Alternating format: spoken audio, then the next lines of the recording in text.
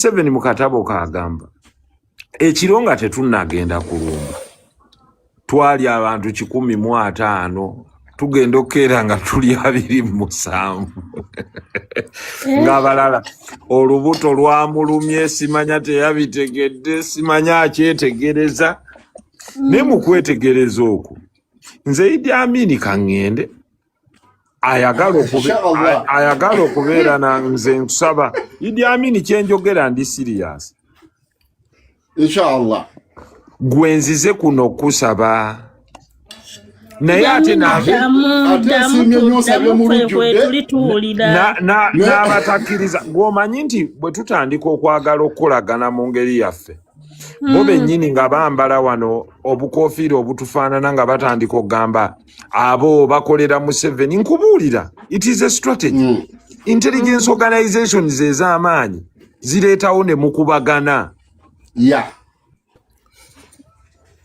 Idi Amin Iwa onalebo ansa nga tannagenda kubanga olina abagoloberezi ffenna tuli mabega Khalid webale jangu mwini box yangu ompe essimu ndi serious ku luno ate by the way kati kankubuulire Idi Amin njagala nkole n'abantu bange tugende tusooke tulwane nti omanyi nti mu bintu bye nalaba kati kankubuulireyo story weewuunye lwaki ecological party teyalina babaka bangi nkubuulira mazima tonyiga Idi Amin omanyi buli yajjanga nga gamba nnoonyeza ssente z'okwesimbawo nga tozirina kati ekyo nakyo ne mmanya nti kizibu kakati kanzimbe bayakuza bange kawenja atandike mpolampola okukola ka bizinensi ke naye azimbe popularity ye bulungi mu butuufu ebyo byonna olaba ebigambo byonna oli byanaayogera omulala byanaayogera golooza lwaki bali wano tuwuliriza kubanga tuyina eddoboozi lye tugattako eryaffe ery'enjawulo abalala bajja tunyooma abalala bajja kutuvuma abalala bajja natuwemula naye mu bo mulimu abalungi abatuwuliriza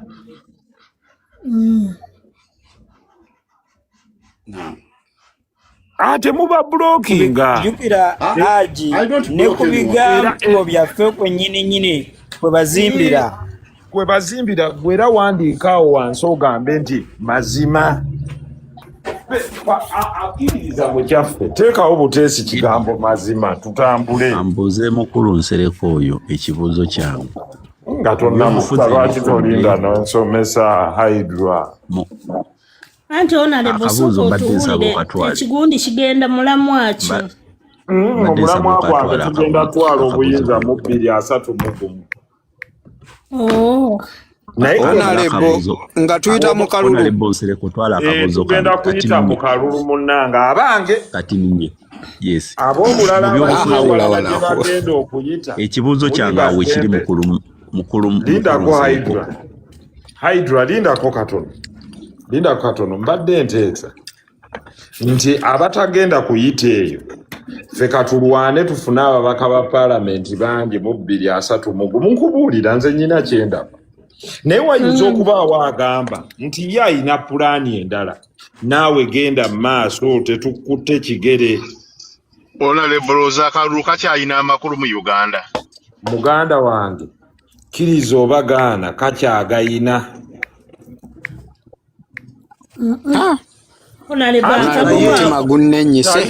Sharifa antulira muwulire Madi nkuwuliriza okusatu bamulangirira let's have time diara forms tunazifuna Madi tugenda omu buli wajja kubuza ekibuuzo Madi kati enjawulo eriwo nti kati bwe kiroba okola nze ngenda kuwa strategy anga bwe tugizimba okuva kati era akalulu tukawangula naye nze kyennyinamu ekigambo kyange nsaba ompulirize Madi nyinza okuba oyinza okubondabanga omukyamu gavumenti buli successful lwenaakola ensonga ekugamba nti va mu kalulu lyebbanga lyegenda okumala nga ekufuga ekakukyayisa kubanga teri agenda kukkiriza kukwata buyinza nga toyise mu kalulu naye akalulu ako nze njagala oyigemu kino nti jangu muleka gye nti there is need for use of great Nkale salamu alaikum, how are you? Kakati lwaki toddayo nontwalirayo eno gundi twala essimu eno wansi twala telefoni wansi ogiwe nannyini kakati ensonga genda ogiwe manke wansi giwe manke essimu giwe manke down kakati ensonga y'akalulu nze ndowooza you might look at it as disheartening nze ngenda kigeraageranya si mu bubi temunyiigira ng'abantu ababadde balaba Arsenal nga baga ekoma ku kyakubiri ekoma ku kino ekoma ku kino abawagizi abamu bagetinga demoralized ne balowooza tebijja na kubaawo naye if we work hard and take it on from now buli wamu mu buli constituency ne mubaamu omubaka gwe tugaa nti tujja kukwatagana n'ono kituyamba okugenda okuwangula kakati nyamba naye honorable akasiriso kawulira kankuleke taata katono just mwogere ono mukkirize wansi aleke kuyingira mboozi ya I'm there. Yeah, your space is there. Amini. Yeah.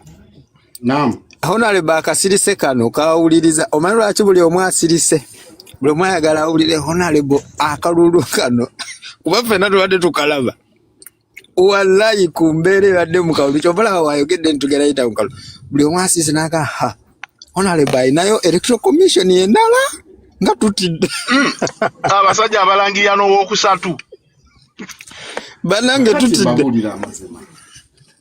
banaye nakyogera wano nakakyogera emirundi ena nga ngamba enkyukakyuka y'ensi eno it will take few committed focused and ready to work men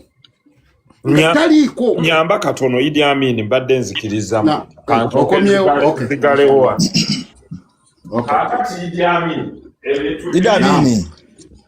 Idi Amin Wanji Honorable Nsereko was what Honorable Nsereko is a brain is a fantastic brain.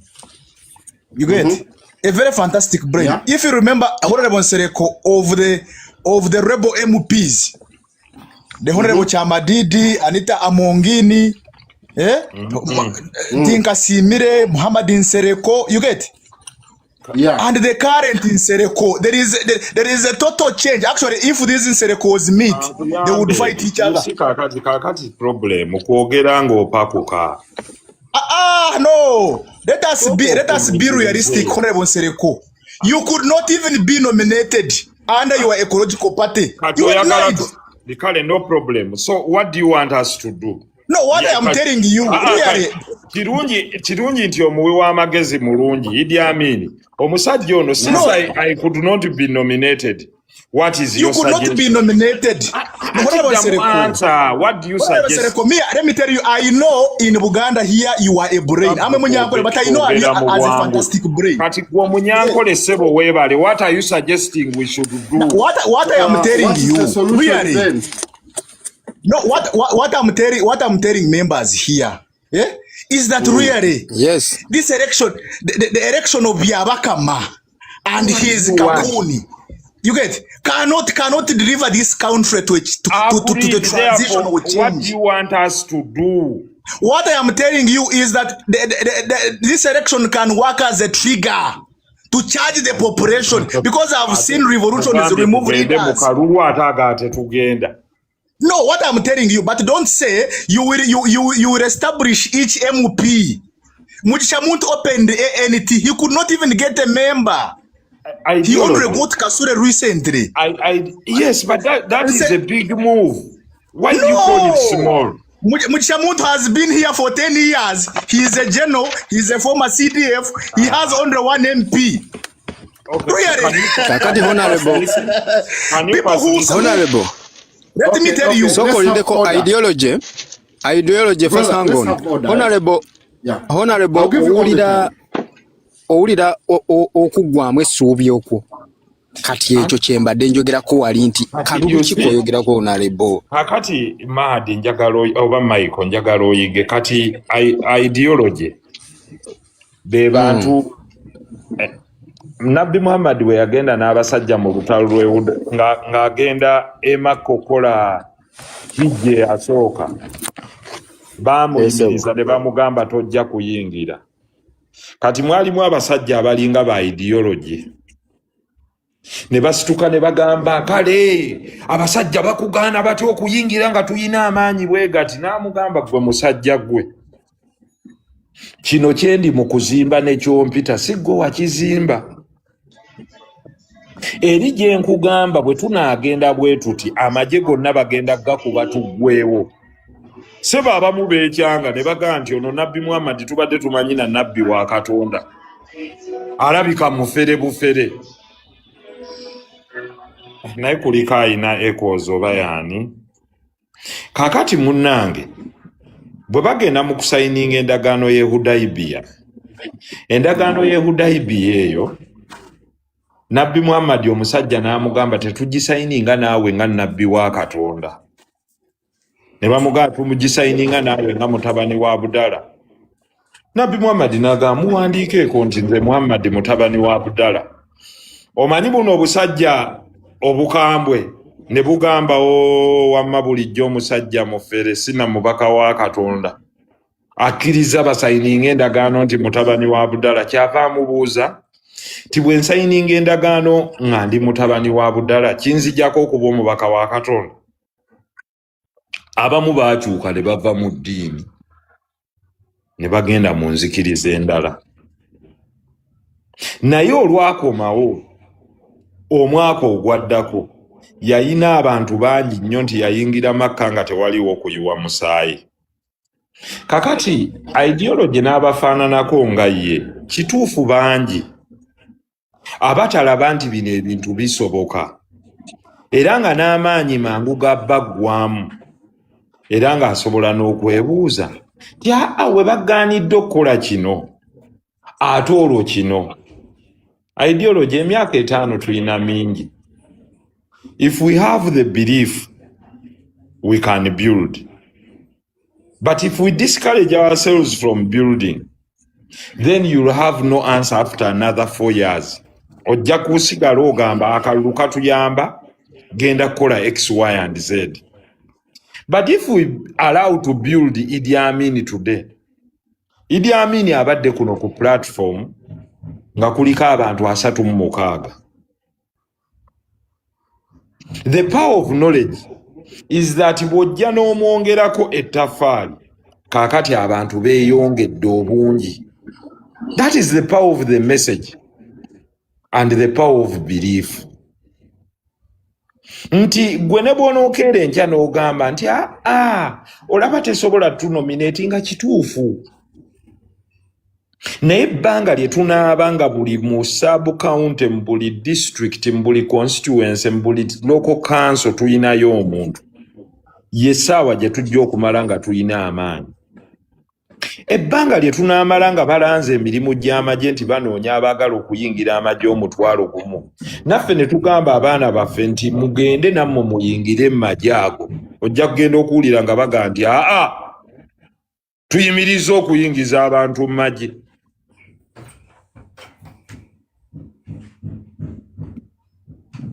Ideology. Honorable idea gyoyogerako nga mpulira yeemu ne gye tuyina mu National Unity Platform. It is no problem. Oli waddembe okusigala ewuwo n'ogikola bw'otyo. Kakati kankubuuze Mahadi. Abasiraamu basaala n'abalokole basaba. Si bwe kiri? Oba n'abakristaayo basaba. Gwe lwaki tokyuka n'ova mu busiraamu n'ogenda mu bukristaayo kuba be bangi mu Uganda? Honorable bawandimbuuziza ku mushiya na mugundi nti bonna basiraamu. Nedda si mushiya na mugundi. Nkubuuziza ekigambo ekiri simple. Waawo nkulaba nga mbuze NRM ne ecological party abatakwataganira ddala. Togamba abakristaayo n'abasiraamu tebakwataganira dda. Banjawulo abo. Bali ba Yesu bano ba mubaka. Obadde okimanyi okkirizibwa. Anze muleke ngenda kumutwala. Sokoleka soka balirize, then you come. Idi Amin, no, campaign honorable Nsereko information, eh? But what ideology mukambwe. No, so that papa. Obabo nobo yagala. Ideology. Get down your job. Let's have order, eh? At least let's have order so that we can understand each other. You see, whatever I'm not in a debate with him. If he has his idea, whatever is misleading people here. Okay, he's misleading people here. Then what you bro, do, Mr. Ideology? No, ideology chifunye bubi. Katugende kola. Madi. If I'm misleading them, ideology akole live way yabali. He's putting in a state of complacency. First way ideology. I'm the kind of a person who even accept NRM guys here. Why? Because in the ideology. Ideology, if I'm misleading people, then you lead them. But let me say, because you are not going to talk forever. Let me talk. Idi Amin. Let me talk. Nze kanveko wa ideology ayogere n'asatu mu omusanvu nja koma oyenga amazoko ogera. That's why you are not accommodative. You are not ready to listen what I want to tell you. There are 8 people. They are all silent. Why should ideology think is more reasonable than all the other people that are listening? Let me tell you, eh? What? First mute yourself, brother. Eh? With due respect. This platform is for Ugandans. Idi Amin. Bonoba ideology ayogera kamuwe platform this platform is for Ugandans. Yes. Nzire mukwatika na musajja. Alizo okubanga ina endowooza endala. For me, I learn from him. I always go to his platform. Idi Amin kati kankole bwenti olw'ekitiibwa kye tussa mu ideology musajja mugezi nnyo kati kanveeko yasooka asomese bw'anakka wansi nzire. It is okay. You only have one head here. Nsereko. Ideology. It's not good. Let me say this. Honorable Nsereko is a brilliant brain. To be radical. Let me tell you. This particular time. Honorable Nsereko is a brain. Let me say what I want to say. Honorable Nsereko is a brain. Let me say this. Honorable was among Ugandans. Was among Ugandans. If you remember the rebel MPs, the Tinkasimire, people like Wilfred Nwagaba, Muhammad Nsereko, Monica Amoding. You remember the Nsereko of that time? Nsereko who used it even to talk in parables. Asatu, Nebajitemako Muchira. You get and Nsereko of today. Nsereko of today wachigumaza waskuma wiki onfuna bulungi. You cannot tell me you want to fight an entrenched dictatorship. You get we are saying no to further sun transition. You get there is transition taking course in this country. You get the country the country the country is in a state. The country is in a state of quagmire.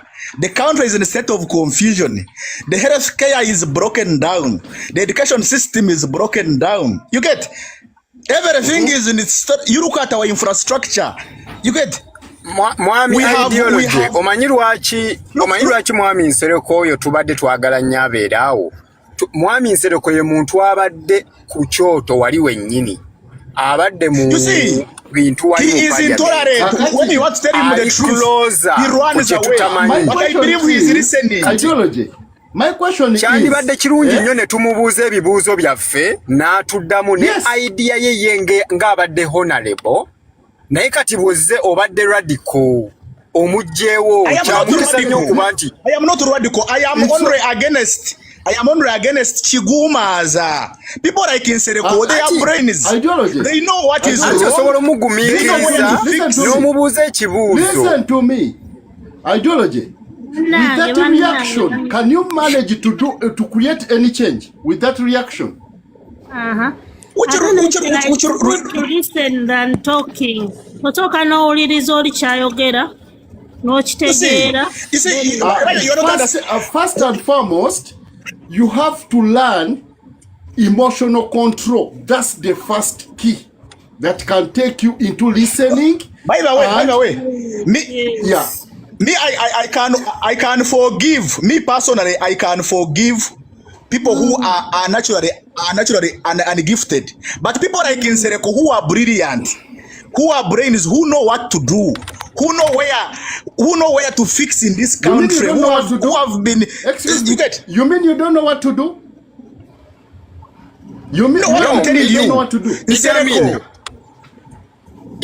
Listen to me. Now. Y'omu ku bano abantu be nagambye nti abali frustrated olw'embeera gye tuyitamu ate nga mutuufu okitegeera kati ye just ayina approach ndala nti approach ye obusungu bwe bumukwata takulinda emotional control waba ayagala okusobola I am not angry. I am not angry. The problem ate n'ekikula kye alabika musajja mu kiga. But I'm against musajja mu kiga w'amaanyi mu njogera. Excuse me, how do you measure elite? You had Honorable Nsereko. How do you measure someone who's elite? You see, Honorable Nsereko is elite. He's a brain. He's a brain. He knows. Yes. Actually, he knows the problem of this country more than many people here. If he's a brain, why do you act in a way that you chase him away? Why don't you at least talk politely, calmly, and try to bring him on your side? Honorable Nsereko is the one who is not accommodative. I said, let me submit. He said, let me run away. Okay, ideology now. I was here listening to him. Mbadde nsaba kwogerako. Kati mwaba ideology. He will come back. Omwami oyo Nsereko will come back. Honorable, tubeere ba mazima. Mwami Nsereko honorable abadde mu gundi awo okumala emyaka egiwere. Kyamukisa nnyo eri abantu nga ffe okuba nti tusobola n'omubuuza ekibuuzo ne tuwulira bo nga bba abali wali endowooza yaabwe eri ki okitegeera nga twagala kumanya naye omusajja ono ebintu baabadde abiraba ssente baziraba lwaki yakoze kibiina kye n'atayingira kirala ekiriwo kyova olaba mubuuzizza naye byoyogera nga bye bimu nebye boogera mu NUP lwaki toli mu NUP ekyo nandi kimubuulizaawa. You are going to ask. He's going to come back. Let me give you my view. I also go. People like Nsereko, they are brains, and any establishment would even have these people in our contemporary societies. You get? Yes. That he will wake up, say an idea that we can build a movement, we can have change, we can add value. But you add value where? You get? Whatever Nsereko is a brain to a level that. You listen to me, my brother. Brother, do you believe in democracy? Do you believe in democracy? Do you believe in democracy? Ideology atuambye mukambwe. There is no democracy here. I'm asking you. There is no democracy in Uganda. Why not? I'm not asking you about Uganda. I'm asking you about yourself. Do you believe in? Why not? I request to say why not? You're living in democracy. So no, why don't you and listen to someone? Okay. No. Are you done? Idi Amin. Wanji? Idi Amin, ideology tumuulidde tukusaba okomya omwami Nsereko. Tukusaba okomya omwami Nsereko ideology tumuulidde. Ekizibu kye ndaba mwami ideology is an extremist. He's blaming Honorable Nsereko for being non-accommodative, yet he's doing the same thing. He made his submission when Honorable Nsereko was retaliating and substantiating on the issues he had raised. He couldn't listen, take time to listen, understand, and then make sense of the substance he was submitting. He's reckoning and underscoring the then Nsereko, but goes on to trivialize his efforts. By the way, the Honorable Nsereko, we are talking who is being labeled as working from 7, went before 7 and defied him, and he stood for speakership. I don't know if people know that. Know that. That Nsereko was mubuza Honorable okolera mu 7 oba nedda nga tumufunye. No, the reality is nze wabera wa NRM. Listen, nze ne wabera wa NRM kasita akola ku kigatta ku nkyukakyuka. The Honorable Nsereko lwaki wakyuka? Lwaki wava eno naye ate oli amuggyeko bujja? Ubulirizaganye. Honorable Nsereko gwe twogerako ye muntu agenda okujja akuwe objectivity yo, akugambe this law wadde abanupu bafulumye naye enkofiira yonna omuntu gy'ayambadde tegifuula ya magye. That is an addition. Right now abanupu bambala enkofiira ezo lwakuba Honorable Nsereko yali mu parliament nga abanupu bonna bafulumye n'agamba no, this is not right. I think where the problem is that we have failed to be accommodative and view other people's point of view. Tubeera mu 6 na 9 obola 9 gwokka. Omanyi obuzibu kuyombagana. Yes. What the is I respect each and every one avuddeyo mu bulambalamba n'agamba nze mpagira kibiina kino naye ndi mwankyukakyuka ne wabeera mu NRM. Why? Is I believe in someone who act mu nkyukakyuka. Kuba nkimanyi ensi tusobola gibeeramu wano opunzeka oba NRM tasobola gibeeramu yekka. Let's learn to accommodate each other. Problem joyina eriemu. Yeah. Saagala kubiritolinga musajja abaddeko naye balina entitlement ne arrogance nga bw'omuwulidde bw'ayogera. Kati just muwe bwerosi. Arrogance eyo nti buli gye wabeera. Omanyi Abaswahili balina ekigambo ekigamba nti maskini akipata pesa anapiga mbwata.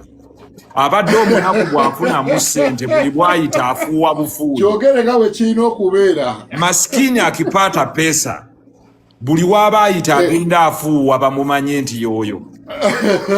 Mubuuzizza wano nti maskini akipata pesa matako walia mbwata. Buli wayita agenda afuuwa. Wano wabaddewo abantu bangi naye ng'omuwulira bw'ayogera ne arrogance eyo. You know, rubbish. What did you know? Kuba mubuuziza nti in the alternative nti ffe bye twogedde tebikusanyusa. Gw'obadde okola ki? Yes. Era ne ŋŋamba mbadde nsaba nsirike. Omukulu yabuulira ensi kikyazzaako. You know the elites, when those elites, onga bw'ayogera mu accent ye, you know these elites, when the elites come, they have no ideas. Okay, if you say the elites are wrong, ulira idea mean? What's the idea? What is your idea? Kuba nze nvuddeko mpulirize nti omusajja ono ayinza okuba agamba kampe bannayuganda emmundu bagende balwane. Awunzisa agamba, you see those ones were rebel MPs. Really? Yeah. So, ababaddeko ne bawuliriza nti si nti tuyinza okukkaanya mu buli kintu ge mazima. Naye bw'aba awaayina ekyenjawulo ku kyange nange ndi waddembe okumuwuliriza. Siina buzibu. Simanyi oba Sharifa wandi mute Nzeeko. Nze nompulira echoes. Ndako. Yeah. Kera masa. Ntandise nkugamba. No. Panna oba nyawo ayinamu era abantu abayina. Endowooza ggwe. Idyami. Kale muting. Bana kyaba bawoganirawo. Tofaayo kaya oli waka ate tunakikolera ki. Kakati ebiseera ebisinga munsi mubaamu abantu nga tali positive tali negative talina gy'alaga kubanga singa mbadde siina kibiina yandibuuzizza lwaki toyina kibiina kati bw'okoze ekibiina kyo n'oga nti abannange nze ndowooza yange egamba tie kangezeeko okuzimba okuva ku grassroots ate yakubuuza lwaki ozimba okuva ku grassroots kakati bw'omugamba nti nze mbadde ye ndowooza yange esobola otutwala mu maaso ti twegatteko tugende tulwane ng'omugamba nti kakati tusinziira wa tutandika enkya nti gwe oba osookayo so Mahdi nze mbadde ekirowoozo kyange kiyinza obutakusanyusa naye nze nga kigamba nti bwe tuzimba obulungi nga tuzimbidde buli omu mu tulubaye gy'ali tewali kitugaana kugatta maanyi bwe gaba geetaagisiddwa gatta era Mahdi wembeeredde wali kwe kubuuza nti waliwo gye bayita interreligious council. Interreligious council egatta ab'amadiini bonna abakkiriza mu Katonda. Mulimu abali mu Bible, ne mubaamu abalina Qurani, ne mubaamu abalina n'ebitabo ebirala. Twalize wamu. Nti ffenna tukkaanya nti Katonda gy'ali nti tulina bye twawukanako naye tulina bye tukkaanyaako. Kakati ffenna tukkaanya nti kyandibadde kirungi Uganda ekyuke. Omu agamba njagala ekyuke leero. Omulala agamba nti nze njagala ekyuke emyaka 5. Kakati gwali mbwangu agamba njagala ekyuke leero. Gwe kola strategy eyiyo teri akuyimiridde maaso. Teri akusiikiriza. Omusajja omu yagenda n'agamba nti ffenna teri asiikiriza munne kulaba ggulu. Kyolaba in the sky naali mu America naye kyalaba. Kiri eri gwe okulowooza ogenda kukozesa otya time gy'olina n'opportunities z'olina. Nze nno mbadde ngamba era ekindeese wano mbadde ngamba nti wamma Idi Amin neegattaako. Ne Idi Amin waddembe ogamba nti mbadde nkyali eno kubanga buli omu mu ddiini ye abuulira ayita abalala ize crusader munnange neegattaako. Omulala Mahdi n'agamba nti mu ddiini yange eno nkyali mugumu. Naye siyinza kusanga mulokole ne muwemulo olw'okuba akuba enjiri akutta omuzindaala abuulira enjiri ayita abantu abagambo kama abayita mujje mu mwegatteko. Gw'atayagala mwegattako yitawo buyisa okole ki? Ogende gy'olaga. Nze nkugambye tewaliwo kindobera kutandika n'abantu 1,000 nti nze 1,000 lummala. Gw'ayagala akakadde naawe noonya akakadde.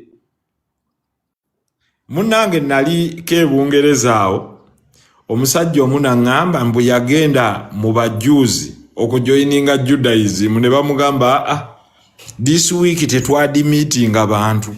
N'agaya eddiini yokka gye nalaba ng'ojja okugamba nti nzize kukyuka ne baga wiiki eno tetwetaaga. tetwetaaga bantu.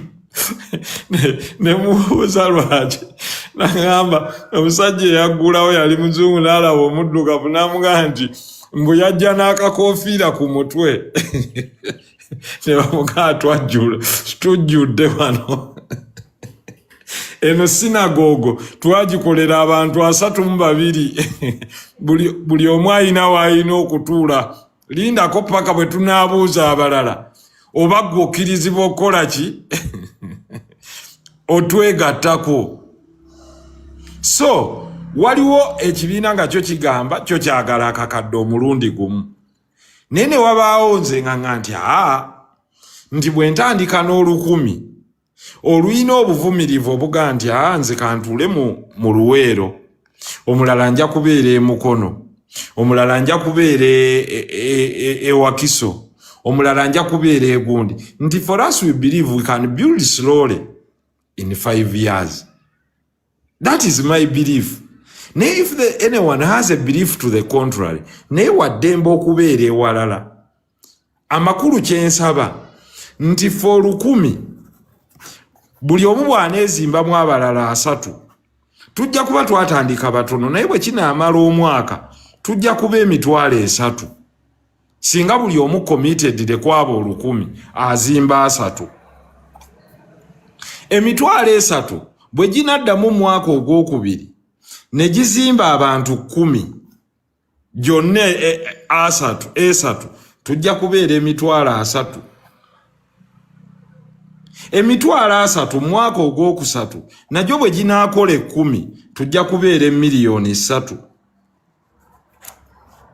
mu mwaka ogwokuna emiliyoni 3 buli omu bw'anaaleetayo abantu 2 tujja kubeera miliyoni 6 mu mwaka ogwokutaano tujja kubeera miliyoni 12 buli omu bw'anaaleeta abantu 2 kakati oli ajja kubuuza tebaababbe kale kituufu kabatubbe nga tuyina kye babba naye bw'onooga nti baakubbye nga toyina na kye babbye ekyo nno kijja kubeera kizibu. Nze mbadde ngamba this is the time of factorization to be many in 5 years.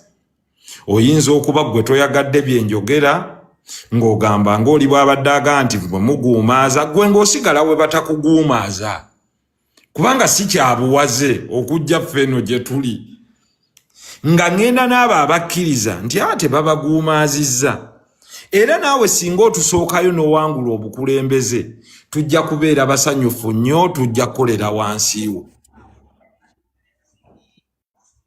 ekyo maati ensonga yo gyoyogera ntuufu ekirowoozo kyange era abakkaanya ntuufu basobola okugamba nti mazima abanjawukanako bo ne bagamba nti ffe tusigadde wano wetukola ki wetuli wetulabira omusana kubanga Mahadi kkiriza obagaana okuva omwaka guno from this year to 2031 kugenda kweyongerako ku voters register abaana miliyoni 7.3 7.3 million. Abo babadde tebali balonzi goyinza okuseka olwaleero nti tetuyina bangi but with the correct strategy it's like building a business nti wayinza okubeerawo business nga yali nnene nga bwe walabanga nti abajapani baayinanga zino ze baayitanga Kodaka ojjukira ebyokuwoza ebifaananyi Mahadi ng'ebifaananyi babyolezaawo ku ebya dark room naye omusajja bwe yaleeta digital baaseka ne ani anaakozesa kamera y'essimu kati we twogerera bameka abakyayoza ebifaananyi tekyali amanyi na negative wefaanana naye yes kisoboka obuzibu obuli wano honorable nti abantu ekintu kyoyogera bakiraba era bakyagala naye tukirabyeko still kati kubanza enjogerera gye mbadde nti nze ndi wa National Unity Platform tukozeeko kubiragira ddala nti bannange omusajja mumuyigudde naye obuzibu buli wali mu kukyusa kino tukirabanga kiguumaaza kati ekyakalulu nti ebyaddala akalulu tekakyasobola kukyusa ggwanga lirimu musajja gwe bayita Museveni. Mahadi nze mbadde nsaba eyo narrative gyeyogera gye bayita akalulu tekasobola kujjawo Museveni evugibwa iso eyo yennyini evugibwa internal security it takes a huge level of intelligence okumanya nti omuntu akugamba nti Isirayiri tekubika abeera wa Mossad omuyiraani yagambye gwe kasuka emizinga wagenza okuwulira nga Omuyisirayiri agamba Amerika ntaasa oba ontegedde Mwami Nsereko otugamba tuddemu tutunulira Electoral Commission ya Museveni eyo nkugambye Electoral Commission ne Electoral Commission njagala ombuulire Mahadi mpaayo luutu endala gwe gy'oyina kati nze nsirise kati Mahadi gwe luutu esooka ya demonstration lidako leka Mahadi Idi Amin gw'ogenda kujja nze mbadde njagala Mahadi ampeeyo luutu emu yokka ye gy'alaba kati mmwe gye muyina ewammwe esooka ya demonstration y'abantu bennyini population ey'okubiri yakugenda mu lutalo lwe tutasobola kuba ffe tetuyina ki lwaki ogamba wingi yakulwana anti wingi ya military feno tuli wano mu kalulu wetu tunudde naye batukakasiza bannaffe nti mumala biseera kuba omukulu ategese nani n'omutabani transition tugira begenda mu maaso ati nsaba ompulirize Maadi emikono gyaffe misibe ayombako gwe bakuba gwe basiba Maadi nkubuuza eyo ye position y'ekibiina kyo gy'oyogedde oba yeeyiyo yange nga muntu kiina omwogezi taata kati position eyo yiyo kirowoozo kale ndaba nga bannaye tulage wanga tubuliddwa we tukwata tugezezaako akalulu emirundi gyonna kuva ku dokita ayiri eri nga tukyali baana bato omusajja atulaze nti awo tewayitika ojjukira omusajja gwe baali bayita Diofu mu Senegal mujjukira Alhaji Diofu naye nali muto omupiira nali sigutegeera ebiseera saala Haji Diofu omujjukira omusajja yafuukako pulezidenti wa Senegal gwe baali bayita Diofu mbawo ebisanja byali bina yinza obutajjukira nze nali ndayika sinnaba kaakati omusajja oyo yajja nga yeesimbawo abantu ne batuuka n'omusekerera bwe baatuuka omusekerera n'agamba nti there is always that time and that person who will come awangule kakati gwe nkulabamu spiriti egamba nti kasitabira emyono nga bwe byalema omulala ne birema n'omulala tekiribaawo and that is the spirit President Museveni successfully gye yajja mu bantu baabamugoberera yabagamba nti even when you don't believe let us go tutandike okukola ne bagenda abakkiriza kwolwo baali 27 it took just 4 years okomawo nga bali omutwalo gumu n'okusukkamu amagye agawamba ompulira muganda wange ompulira naye nga kyali tekitegeeza tewaaliyo baali bagenzeeko mu nsiko ne balemwa Kayiira yali yagenda n'alemererwa waliyo ebibinja by'abayeekera biyitirivu nnyo ebyali biremereddwa ekiki ekyali kinyoomebwa ne kijja ne kiwangula it is the power of belief in a process nze nno mbadde njaga kutegeeza Maadi nti different situations produce different leaders n'olwekyo ekiri kyenkugambye nti nze mbadde nteesa weegatte ku luno 1000 lw'ensabo gye nze nkutuuse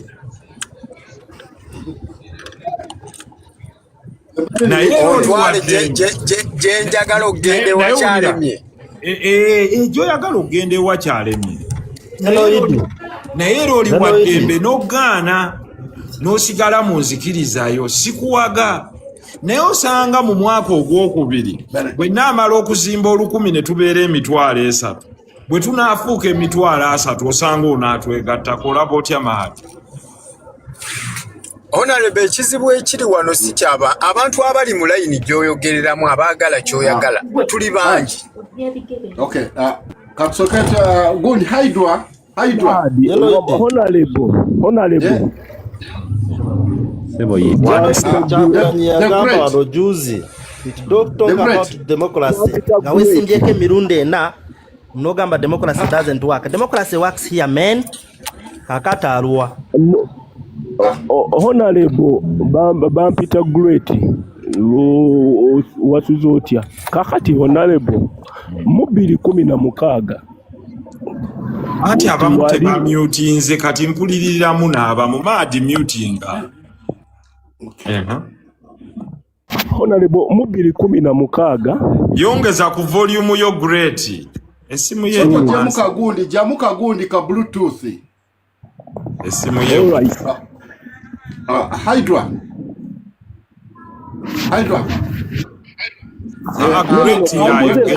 kambuze ze mbuza kibuzo sigenda kukola submission honorable mu 2016 ebiseera ebyo lwe baali lwebolinze nga ba lebo MPs era watulaga nti toli ku saidi ya NRM 2013 maybe anti we baba lwebolinga nojja mu kalulu mu 2016 nga toli ku saidi ya NRM nali independent ya wali saidinga no opposition wa mwami Besigye by then honorable mu biseera bya campaign ku ekizimbe ky'abasomesa ebiseera byo nali musomesa unotukuŋŋaanyaawo era buli muntu yavaawo n'emitwalo ndowooza bedmaster bafunanga oba 15 ng'abasomesa bafuna 10 naye ng'ozijje wa mwami Museveni abasomesa bafuna 5 abasomesa bafunanga 5 sikyajjukira bulungi naye nga bedmaster oba bafuna 15 sikyajjukira bulungi kuba kisalawo kiraba naye nga gwe no sente ezo wakuŋŋaanya abasomesa okubanga ffe twava tulina essomero sigenda gyolekera lye twavaamu wandibadde wa mukisa n'olyogera ate w'oyogeredde ekyo lwaki lyo tolyogera sijja lyogera bajja tegeera ate ng'oyogeredde wano njogeredde wano kuba njagala gw'otegeere yogerera ddala n'essomero gye wava yogera n'essomero Bane sente ozogedde yes yogera akaama kuba akaama olw'emirimu gyange gye nkola sisobola kati teri naye nga meeting honorable meeting ogyegaana teyaliiwo kati ebyo byoyogera tebikwatagana kubanga olaba essomero olikwese olaba essomero olikwese seboleeta omulala leeta omulala kuba sebo sigenda kukkiriza talina confidence eyogera ssomero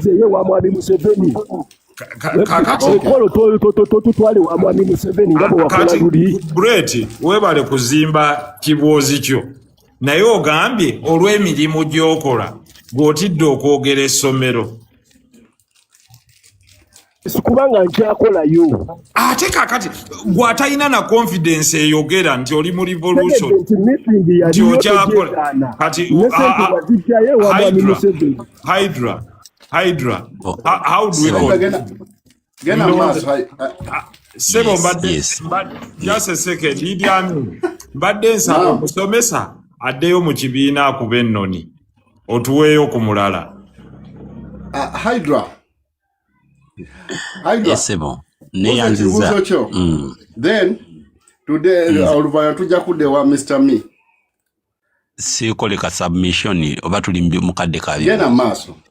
Nze nganze nja kwebaza mukulu Nsereko emirimu gye gyakola n'abateesa bannange naye nze kati okusinzira bwenda ba Uganda bweri n'ebyava mu kulonda nga tukyalimira nga DRA forms byabakama zikyamulemya okutimba ensi yeerolere ku bintu byeyakola nalabyeko n'abalamuzi nga beebuuza ku Electoral Commission nti naye mmwe bannaffe ebintu bye mwalangirira ebitagenda ku mitimbagano kiki olwaleero ate nga n'abalamuzi ababuuza ate be baalayiza omusajja kati ne tubeera ne twesanga nga ffenna tuli mu kattu olwaleero nno ne kinzizaayo mukulu Yidi nti akalulu kano okuviira ddala mukulu Museveni lwe yajja mu buyinza wano tewabaddewo kibayita kalulu nti gwateekako yenna oba kiggundu oba ono byabakama nti gwateekako gwawo ebiragiro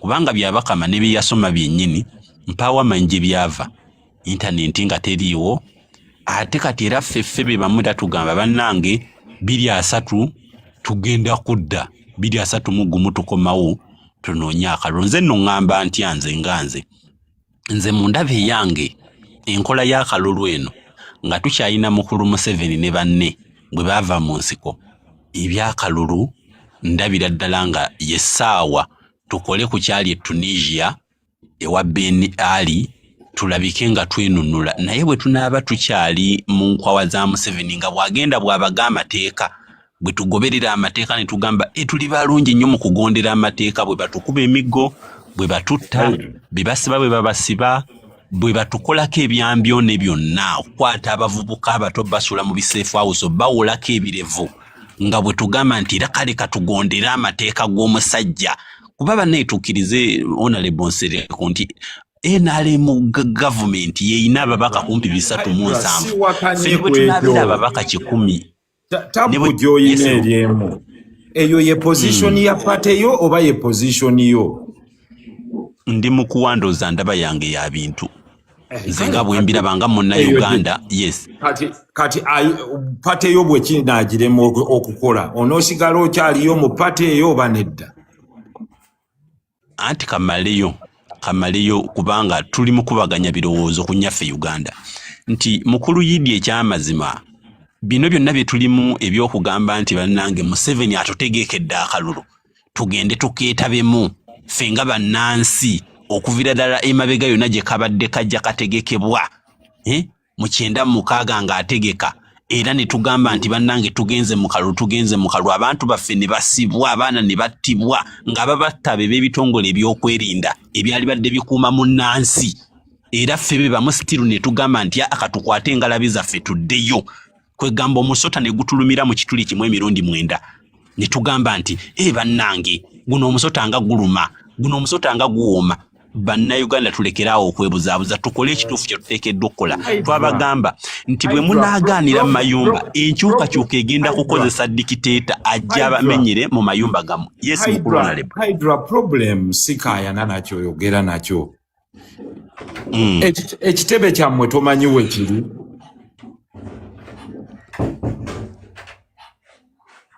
Justin kubuza Honorable baddomboza ekitebe kyammwe tomanyi we kiri esebo lwaki togendawo n'obagamba tugende n'okwata Secretary General ne banno n'obagamba tugende tukozese ekkubo lino ani abagaanye kuba teri ayimiridde mu kkubo lyammwe ekkola ekyo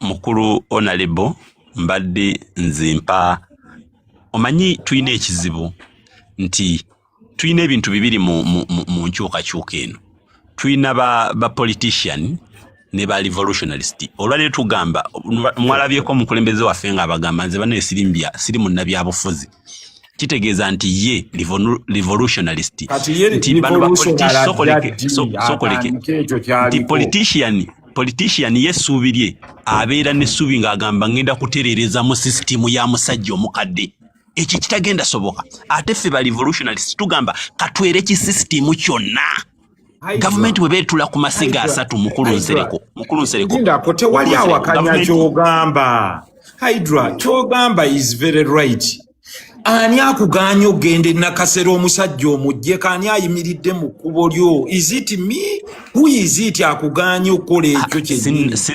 sinnakunenya mukama wange sinnakunenya Hydra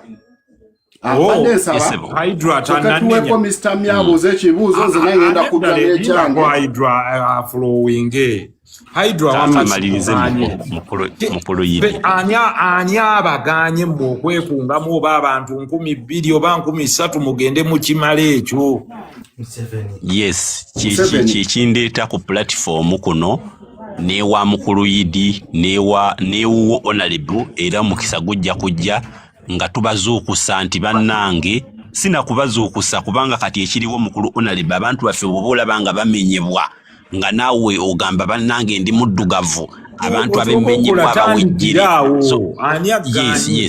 yes nti abantu bano abawejjebwa abamenyebwa abawejjire abanaku bebasendedde zi bizinesi bebasaanyirizaawo obulamu bwabwe ebyenjigiriza biba bifudde ne bituuka ku extent nga Museveni ye president omwana we ye Army Commando omukazi ye minister we education muganda we Salebe bavunaanyizibwa ku bitavu by'eggwanga mukulu Nsereko nga tukyagamba nti tugende mu bululu nga dictator Museveni akutte budget y'eggwanga ffenna nga tuli nziramu kubuuza kino nfundikira kampumbe wumbe nedda towumbawumba njagala obeere guided nziramu kubuuza kino kyogamba wanaabaawo yadde by election tojja byetabamu mukulu Nsereko nkugambye bwe nti bwe tunaaba nga dikiteeta akyatutegekera akalulu ne tugenda ne tukeetabamu kitegeeza omusota gugenda tulumira emirundi 9 mu kituli kimu kyenkugamba ki tuteekeddwa mukulu Nsereko kukunga bantu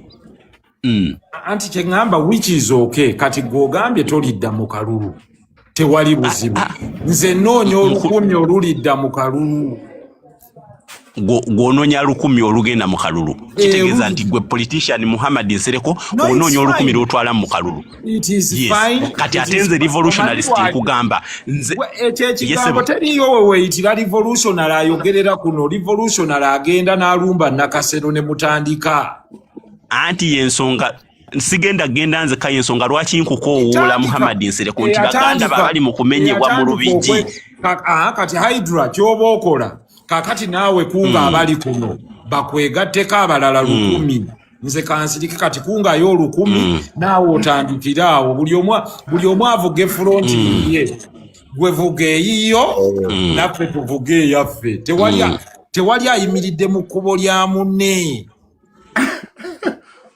Okay.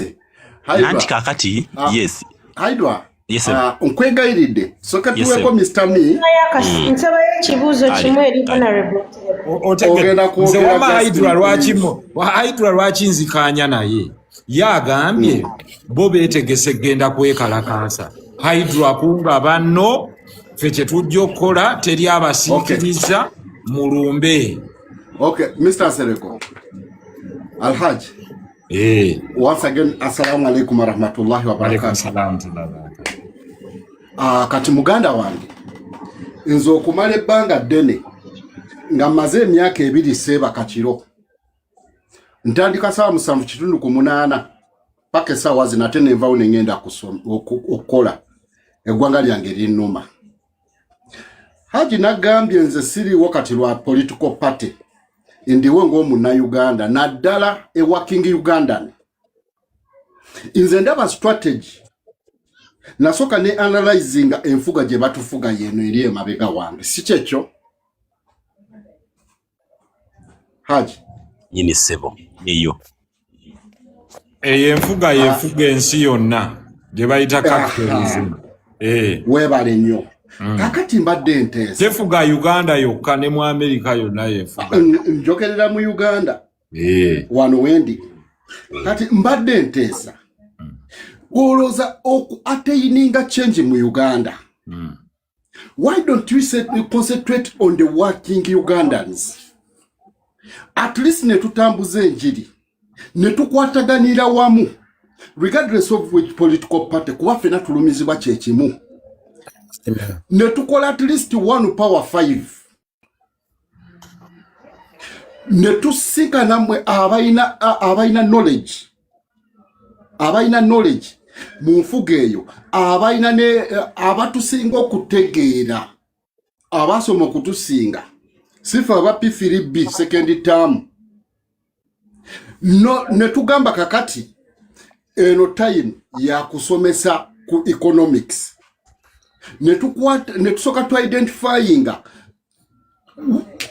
kirwadde obulumi obutugattira awamu nga tebwawudde party ki political party ki naye nga tuconcentratinga wano wansi. Haji Nsereko ne tusinkana ne tugaba kati okay tuli abantu 30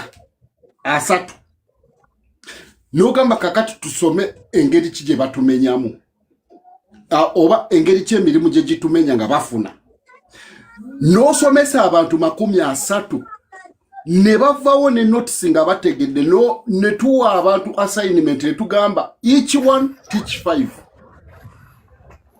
buli omu agende akwate 5 beyeekakasa abasomese kye tusomye eri ne bali bakubirize bwali bakwate 5 in that what we are lacking is kangambe kwe kumanyisibwa obuzibu bwa system obwo buliriddawa bani ababututuusaako obulumi obututuusaako bani ababuleze kubanga bwe tugamba muno we go in a military way tetusobola we don't have firearms bwe tugamba we should use violence tetusobola. All we need is uniting the working class newe tufunako like 80% through dialogue. Manyi weba wetufuna the real problem ne tuzidentifying ne tuzisomesa in its depth n'omuntu omulimi owa wansi n'akitegeera automatically they will start creating groups mu regions nga bonna balina obwetaavu bw'okusanga liido oyo akisomeseza nga totawanye just 1 power 5 Haji okiraba otya? Well, I don't think to idea you see. Toko muntu omuse wantu ojja muleta waggulu. It's not a matter of crowding. Not I'm trying good mbadde chata mugira eno puzzle je bansindikidde. Okay. Yeah. But I'm muting. Ani ate mutinze. Kena maswali. Tofa kujjuza katuuti. First tulinde omulalo ojja mujja mukomu. Na. So yeah. Mbadde nkyajjuza kapazo ke babadde bampeereza. Yeah. So you have a point.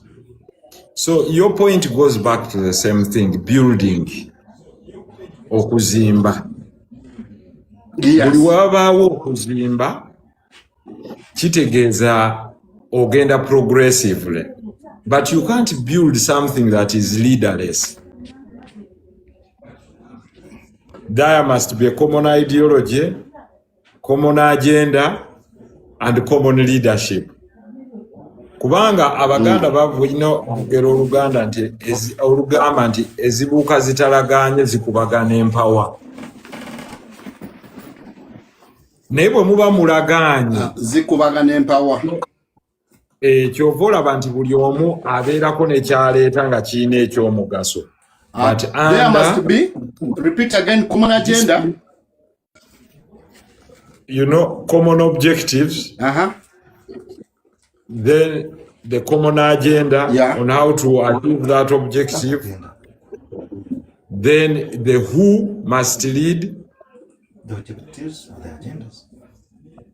Then when and to where. If you don't answer those questions, you cannot achieve anything. The what?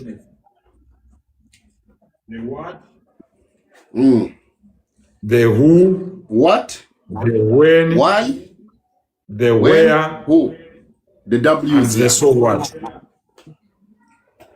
So, assuming Mwekalakasiza tomorrow, and then another military general takes over, Uganda would have gotten change, but it would not have been changed.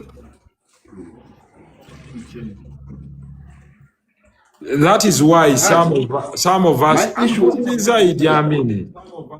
ombuziza nkuyambe lindako ambadde njagala kudirectinga banja kudirectinga ku my aim just to cause a economic shutdown.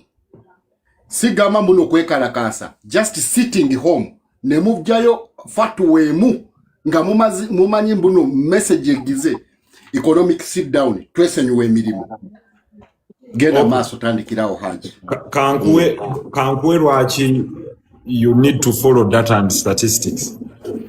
To create an economic shutdown, you must understand 65% of the population eyamba mu Uganda ekola mulimu ki. You have 65% of your people in farming. Yeah. So you're talking yes, bana abasigadde you have government employees. Yes. Bagenda kumpi 48. Can they afford to stay home and not fear to lose their jobs? When just one abadde wano nga sisobola kugamba gye nsomesa njagala akalimu kange. Do they have that courage? Do you think a doctor will come out agambe nti sijja genda ku mulimu? I think you need to think. Yes. Then you have the second category, baneekolera jange abeekozesa. Agulawo akaduuka ke, awa omusolo, bw'amala okuwa omusolo landlord amubanja, can they afford? Do you see them coming together to say tetujja kukola? Omulala, the biggest bunch of people are the 1.2 million border riders abasaabaza abantu. Kati bano abasaabaza abantu, they can only work nga bano bakkiriza okugenda okukola. Kakati, in the absence of trade unions ezibagatta nti eno Uganda Transporters Association, because in capitalism kyebasooka okubaza trade unions.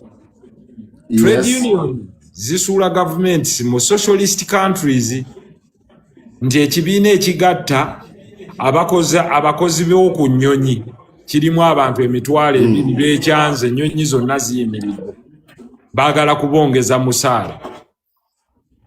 Eno toyinza kubeera yadde na kibiina kigatta abasomesa nti kiina kye kisobola okukola.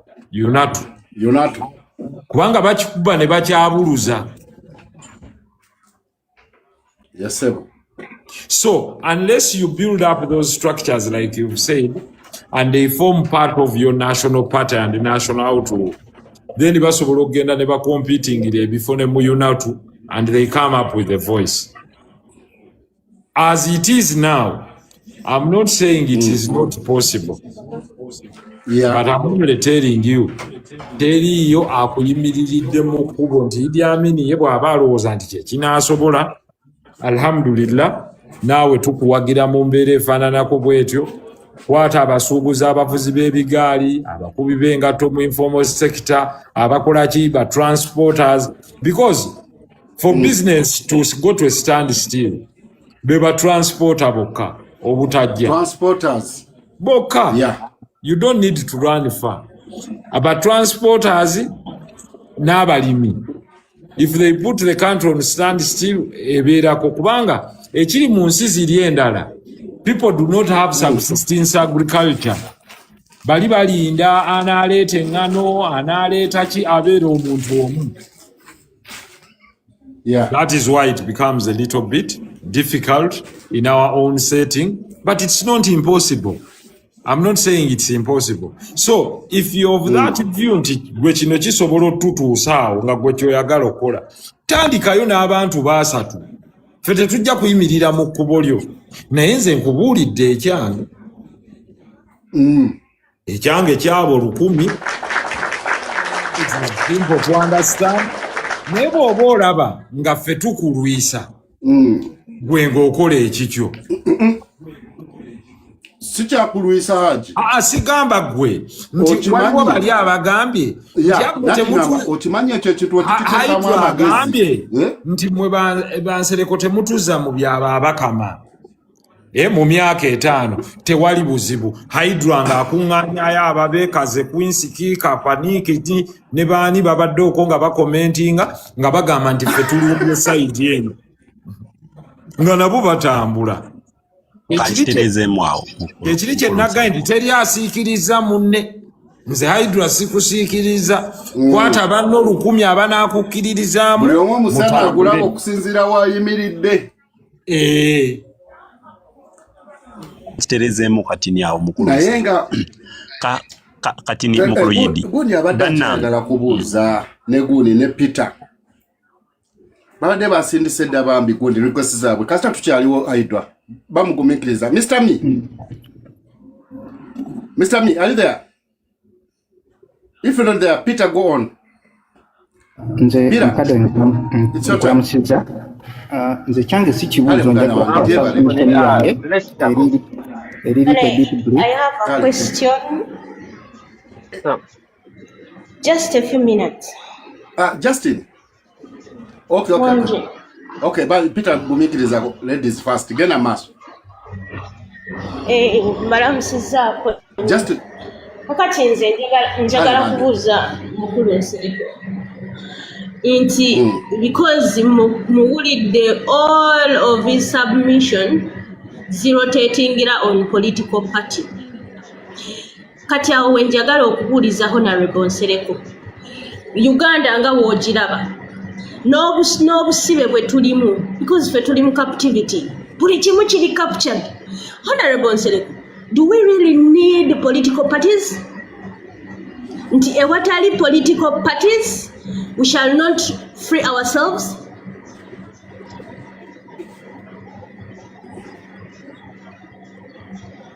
Hello, you want me to respond to that?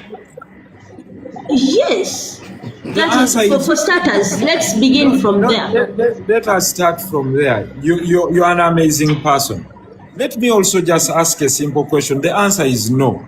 But also the question, do you belong to a political party, Nyabo?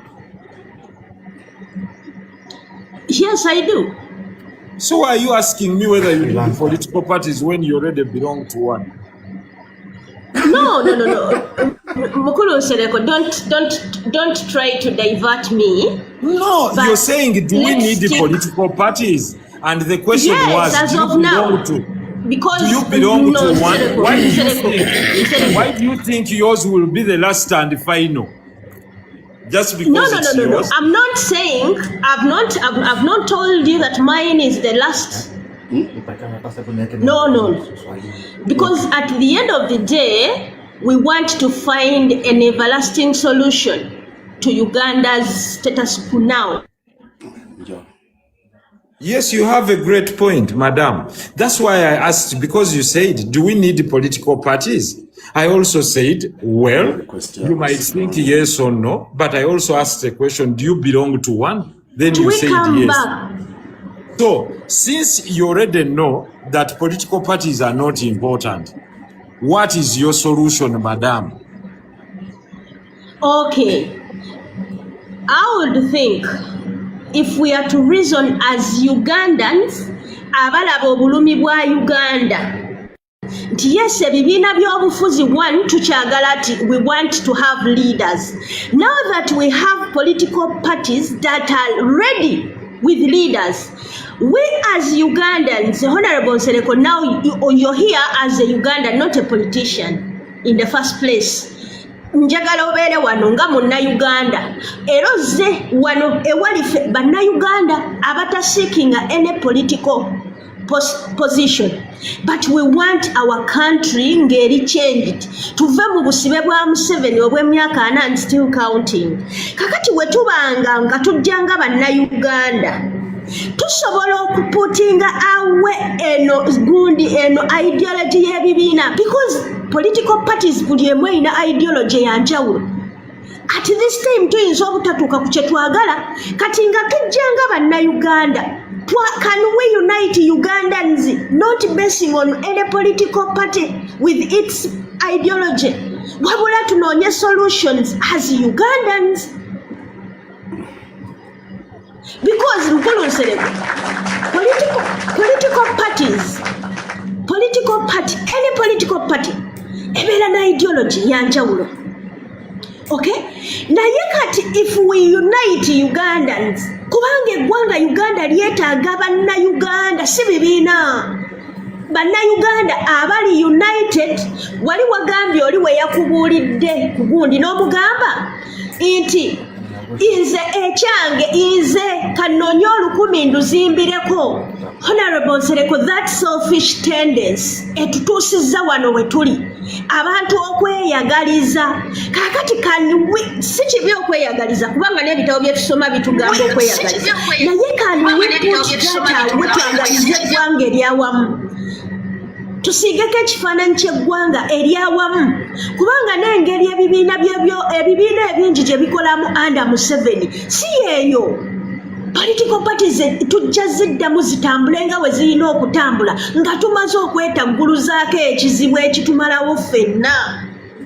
Tuziteeke ku mutendera kwe tujja okwetaaga. Honorable Nsereko, waneeno igwe okutugamba nti kati gwe eyiyo ecological party oli after kunoonya 10 ogende ng'ozimba still okuriyetingamu obubinja buli Museveni bwazza kuryetingamu divide them along political parties gwe weefugira ebibyo. Okitegedde? Can we do away with that tendency of Nyabo, njagala kubuuza. You know why I was systematic in asking you.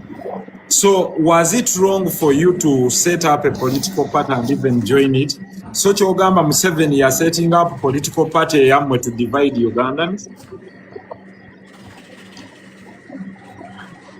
Mukulu Nsereko, in the first place, I do not own a political party. But you belong to one. I do not own. I belong to one. Ask me why. I will not ask you why, because you're saying political parties are not important. And therefore, if I want to agree with you, have you left that political party as for now? You don't belong to it? My answer is yes. Okay, so you don't belong to any political party as for now. I'm not saying understand me, Honorable Seko. I know you want I'm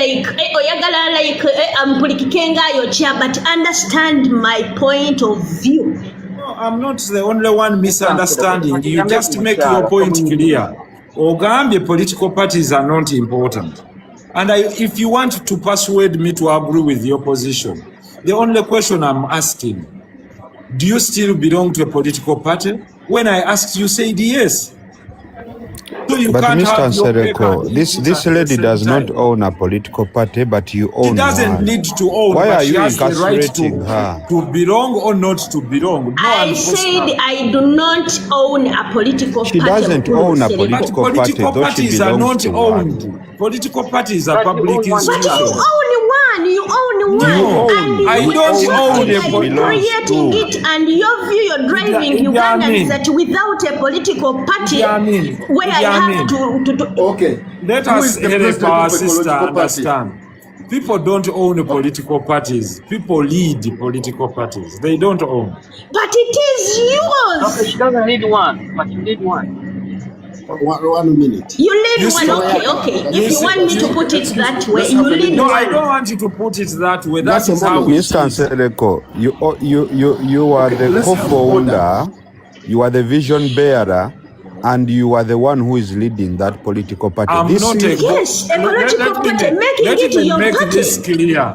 I think we need to understand. I'm not the co-founder of that party. I also just joined. Okay, if you joined, you are the president of that party as we speak. Correct. That means I'm a leader. I'm not the owner. Perfect. And this young girl is no leader of any political party. Yeah, but she has a choice to belong to. And she's seeking advice from a senior person, and you are trying to incarcerate her being a member of a specific political party. She's trying to give her view. I think let me respond to her. Now, why don't you just answer her questions instead of incarcerating her she being must answer a part of the anyway. political party? I don't think I'm responding to you, sir. When your chance comes, you will speak. And I will not keep quiet when I'm hearing that you are trying to change. There is a moderator. Reverse psychology here is working on people. You know, he either drops you. I feel like she needs the support. She needs the support on this. It is a question she has asked and she needs the answers, and you are passing the other side. Answer the question, simple. She says she doesn't belong to a political party. Mr. Nsereko, simply, she was meaning at this particular time, protect me, I land the way I want to land. And we come together as Ugandans, regardless of which no, we party. cannot. We cannot. I cannot change my mindset because she doesn't seem to understand anything. Nsereko is assuring us that for him is a politician 001 and he does not taina mutima gwa gwanga nti bannange gwanga werituuse tusooke tuteekeko ebi. No. The problem is not understanding. Who is a politician? Okay. He's someone who leads people who has been selected as a leader of If I lead a political party, I'm a politician. Definitely I am. Kati nze nkugamba ojjenga munna Uganda because ekibiina ekyo ne wono kikule lindako Nsereko lindako ekibiina ekyo ne wono kikulembera as of now. Yeah, but I'm not a Chinese. Where you want to lead it tekigenda kuyildinga bibala nga tukyalimu ono paradox ya Museveni. Yeah, but that's what I'm saying, madam. It's okay. If you think ekyange kyenkola kyekikyamu wekola ekiki ekituufu. That is where I want us to shift.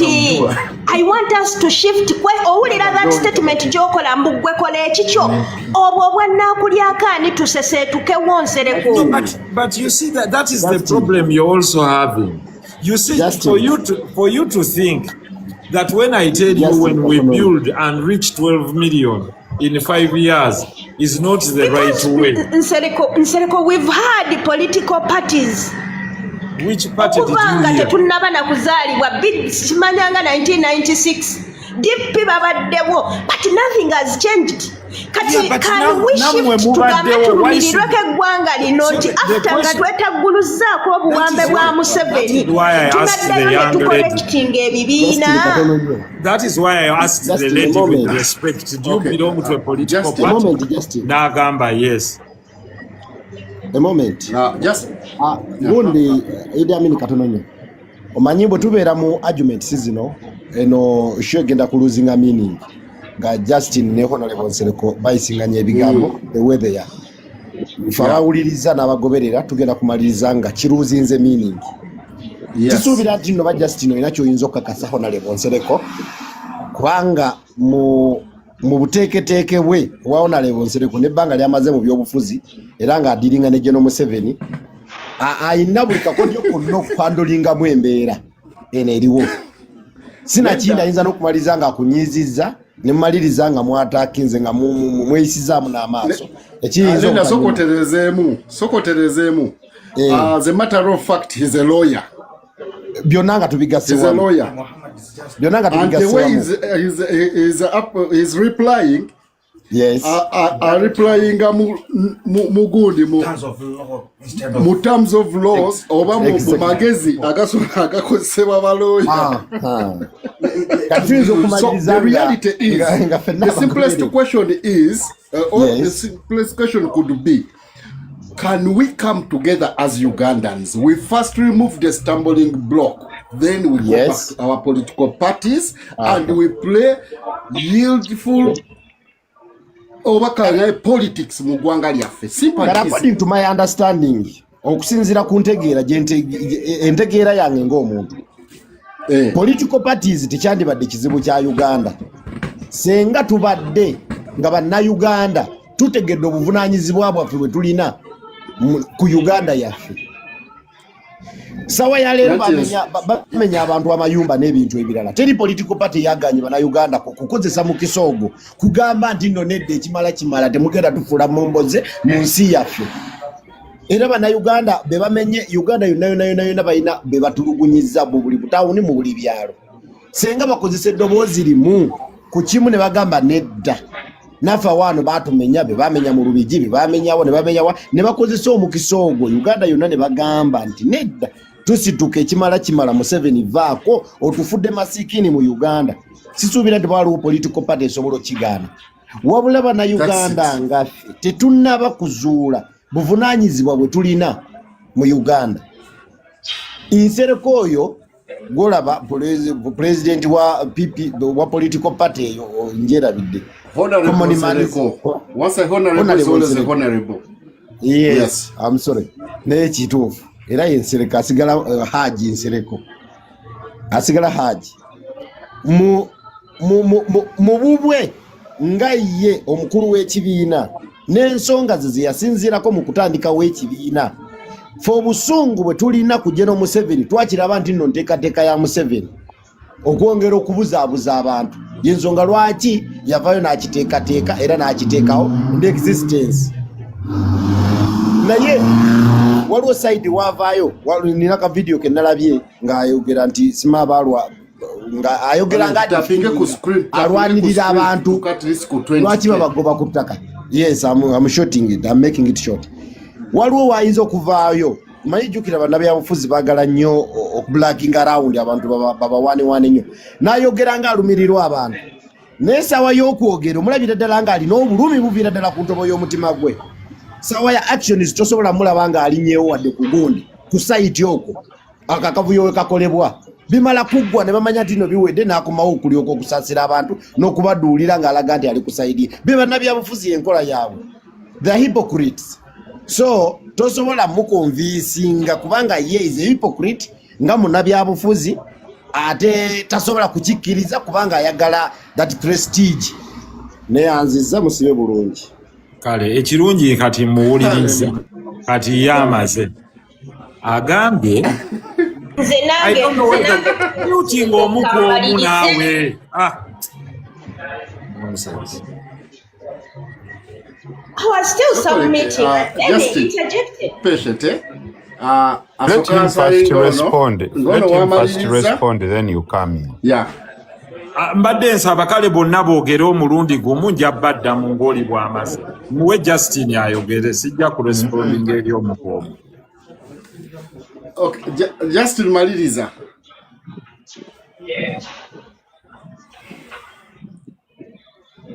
Justin. Yes, lwaki interjecting nze nga trust amaze because abadde running mu kiki kyennyini kye mbadde nkola ki kyenjagala honorable addiremu ddala lumu nti bwe tumala okutegeera honorable Nsereko nti ekitutuusizza wano we tuli kibaddemu ekintu kyakweyagaliza n'ebibiina bino political parties kizanye nnyo that side kati moving forward nga twagala Uganda n'ebibiina ebyo bye mwagala okukola byeyagalire oba bifunctioning nga we birina functioning tusooke tugambe nti kati tujjenga bannayuganda bwe tumala okununula eggwanga lino honorable Nsereko ecological party egenda kutambula nga bweyina okutambula n'emirimu gyayo gigenda kutambula bulungi nga we girina okukola ki nga we girina okutambula naye kati nga tukyali mu Musevenism twerimba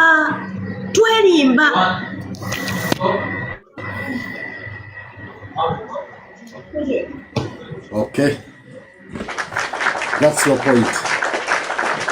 Nange kyenabadde ngamba tusooke tukuŋŋaanye ng'abali wasa n'omulala bagweyo sigenda kuddamu omwomo. Mukulu ngenda kola ka submission kange mbalamusizza amakya amalungi mwenna. Mukulu idi oyinza okuba nga oli ku kompyuta awo bwabeera walina kompyuta nyamba nteremu bwabeera wali ku kompyuta nyamba nteremu ekigambo softry SOPHISTRY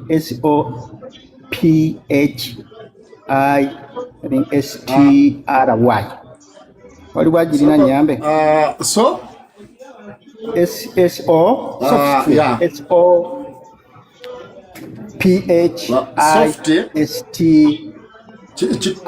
typing out so softry SOPHISTRY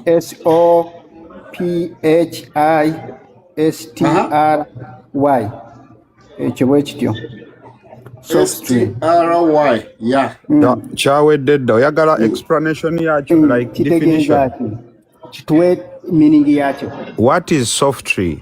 Softry is a logical fallacy presents in formal arguments.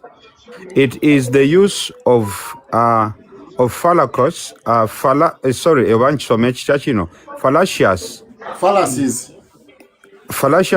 superficial arguments. In other words, a sophism is a false statement that appears to be true. It is assumed that sophistry is used when one means to deceive, and sophistry is usually considered to be deliberate. Okay, kakati engeri ennyangu abamu bajja kugamba nti is the clever deceptive reasoning or argument superficially plausible actually naye ng'eri invalid naye ng'agikozesa akuteeka mu mbeera ekulowoozesa nti byayogera bya kikugu era ayinza okumaliriza ng'akudrivinze n'akuteeka mu layini gy'ayagala. Bw'osoma akatabo 1994 aka George Orwell mulimu bakkarakita abafaanana bwe batyo. Mukama wange waliwo kano nzikiriza nkakusomere mbadde nsaba nzikiriza nkakusomere bagambye nti sophistry is the use of clever deceptive reasoning that sounds convincing but it is logically flawed. Okay, ekyo kye mbadde nnoonya kakati mu katabo ako 1994 wewe nyono omusajja yakawandika ndoza 1994 ninawandika 1994 akatabaako mulimu characters ezifaanana abantu abo nga bamukulu Nsereko era bw'obalirira ennyo ayinza okujja ku mutimbagano ngaawo n'abasanga mulina topic gye mubaddeko n'abadrivinga ne mumaliriza nga topic gye mwabaddeko mugivuddeko muzze mu question and answer naye nga ye gye yabasanzeeko mwagivuddeko dda n'olwekyo kikutwalira obuvunaanyizibwa n'obukugu obw'enjawulo okusobola okutegeera abantu ng'abo era bw'omala okubategeera oluusi kiyinza okukuyambako buli lwe batandika okwogera n'omanya wa we bagwa ebiseera ebisinga olulimi yekola y'abapulato ebiseera ebisinga omuntu kwe tuyinza omumeezalingira obulambulukufu bwe is consistency.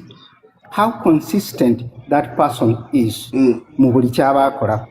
Tulina bannabyabufuzi bangi abatulimbye era ffenna tukkiriza nti bannabyabufuzi in most cases balimba naye wabeerawo n'abantu b'osisinkana nga consistency ye oyinza obutagiwakanya n'ogamba ono omuntu gwenjogera naye newandibadde munnabyabufuzi but at least consistency ye ngirinako bwino. N'olwekyo badikiteeta mu nsi zonna bakozesa era akatabaako ndowooza kakwata ku dictatorship rule bakozesa abantu kikula bwe batyo kati buvunaanyizibwa bw'abantu ababa basobodde okutegeera okusobola okwidentifyinga abantu kikula bwe batyo ne mutandika obutabawaaki makulu kuba yagalaganda bajja kuvaayo nga boogera ebintu ebiri convincing nga biri logical but to identify the fallacy within the logical fallacy mu bintu byabwe kikwetaagisa okuba nga naawe omanye okumanya bane musibe bulungi Ssaabasajja Kabaka wangaale. Amina awangalire ddala. Yamini baleete bonna bagweyo bonna mu layini. Ate mukulu Nsereko togenda ate naawe tumanyira bubanyizi ddamu buzi bibuuzo gamba ffenna mu layini. Respond to people, my friend. We are not a bunch of bananas that you are going to be like abalete bonna balete. My friend, respond and others will also do that. You can finish up with those ones first. I will not. Nkugambye baleete bonna mu layini bw'oba tomala. Nanga I'm putting up a campaign on this platform. You I'm putting up a campaign, Mr. Idi. Justin, 1 second. Justin, on behalf of the people who are... Okushyokudda mu kalulu. Ati honorable gogenda ko esanjawulo ki eyawukana ku y'abalala kubanga byonna bye bakoyesezza era ndaba ye muwatwa gwe gumu gw'oyagala okuyitamu. Ogenda leeta gwe nga njawulo ki eyawukana ku kateebe gwe tubaddemu. Sharifa mukyala mugezi nnyo. Ekibuuzo kyo ky'amasonga era nja kiwa ne priority naye kabasooke baggweyo. Honorable Nsabonsonyimu katono ensonga yange badde ekwatagana ya mukyala Sharifa naye okugibankinga apu katono akalulu akazze kabeerawo emirundi mingi bakulembeze b'ebibiina ebyenjawulo bazze bakunga abantu mu mbeera y'emu gy'oli mu kugezaako okukunga abantu babeegatteko ne bakeetabamu era kazze kabuzaabuzibwa emirundi egy'enjawulo. Semuwe ne 2031 tukisuubira wabula